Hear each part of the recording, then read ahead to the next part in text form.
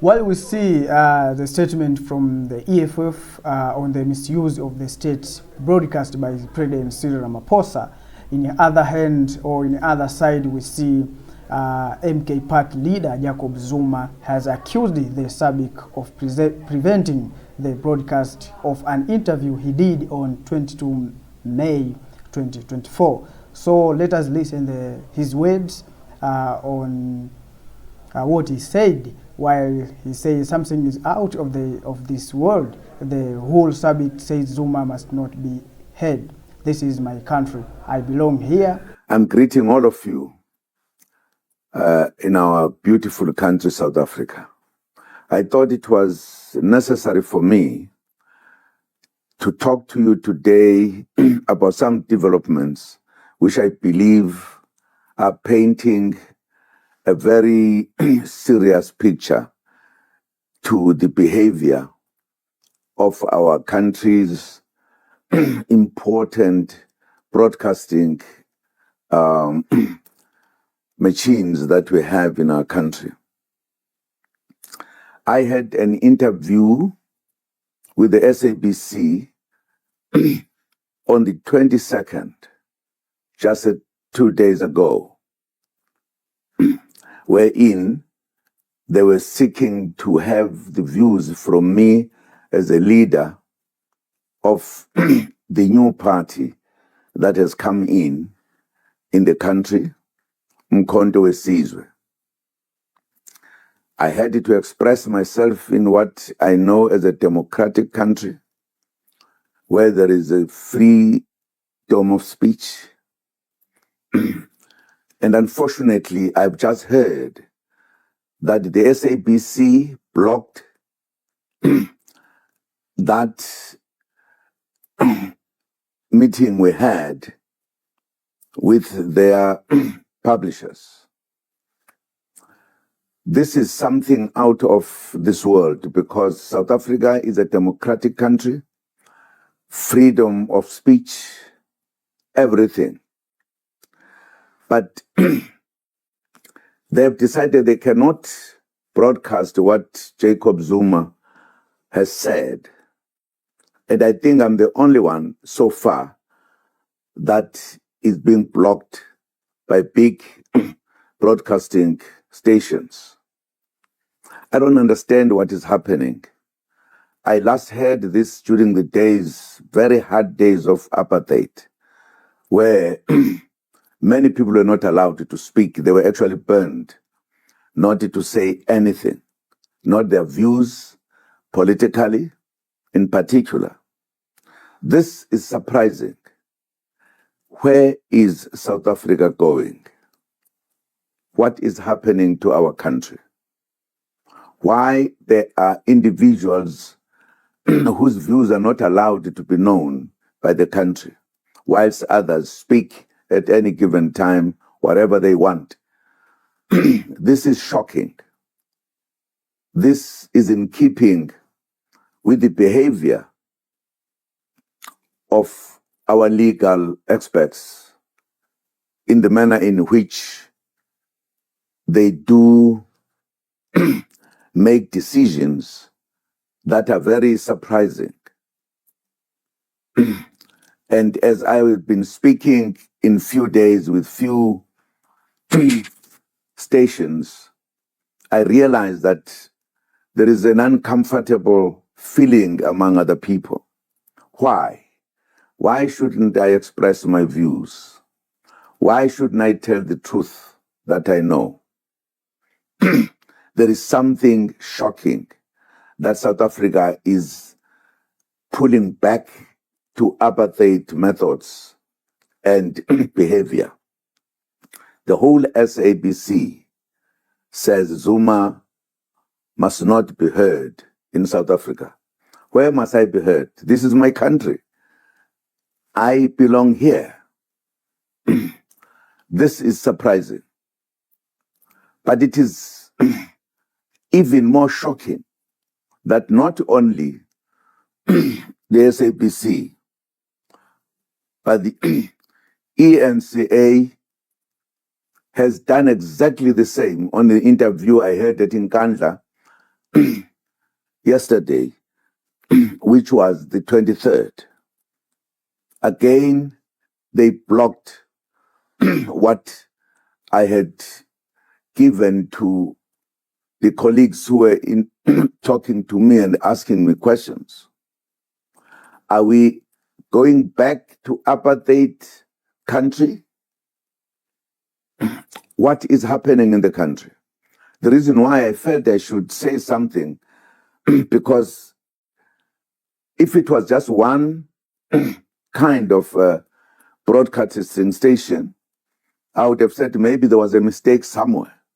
But it is clear that all these big stations have come together to say Zuma must not be allowed to speak. Why? When we are getting into the elections, when we are supposed to express our views to the population of this country, when all political people are saying everything they want to say, and they are allowed to be heard. Why is Zuma not allowed to be heard on his views? In other words, whether it is the media or the judiciary in particular, they are waiting to ensure that Zuma's views must not be heard. Why? This reminds me of the days I joined the struggle, because there was such apartheid kind of decisions and behavior that many of us were not allowed to speak, not even allowed to vote. Now we're about to vote, I'm campaigning. Now people are almost exercising the apartheid time, that people like Zumas are not allowed to be the president of the country. Why? What has he done? This is continuing in our own country. I wanted the people of this country to know that we seem to be getting back to apartheid behavior. We seem not to be indeed appreciating that we have a free country where people must express themselves freely, and the institutions that broadcast have the obligation to do so, not to stop others whilst giving even more time and everything to others. South Africa seems to be moving to a very serious situation. The problem is that if people stand up and say what you are doing, and because they've got no power to protest and do everything, they are going to be said, these are the people who are not respecting the country. But those who are actually having all the power to speak, to do everything, are given that one. I also heard that, in fact, the instructions came from the top.